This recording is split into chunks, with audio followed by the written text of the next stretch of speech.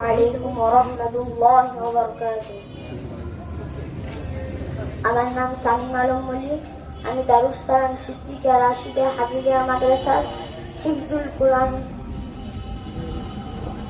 হিফজুল কোরআনের ছাত্র।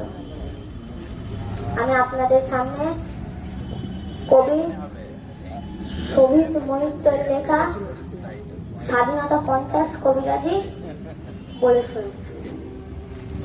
স্বাধীনতা স্বাধীনতা কি যে মানে জানি কি তা, না জেনেই নাচি মোরা ধেই ধেই ধিনতা।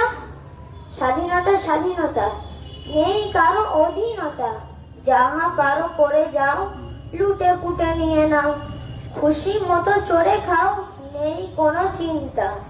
স্বাধীনতা স্বাধীনতা নেই আর ইংরেজ, এখন মোদের রাজ আমাদের সরকার, আমরাই ভাঙি করি যখন যা দরকার।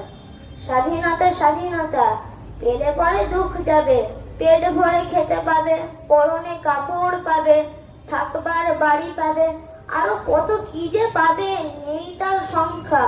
অর্থ শত করে দেখেছি হিসাব করে, পেয়েছি অনেক কিছু, নাম লবডঙ্ক। আসসালামু আলাইকুম।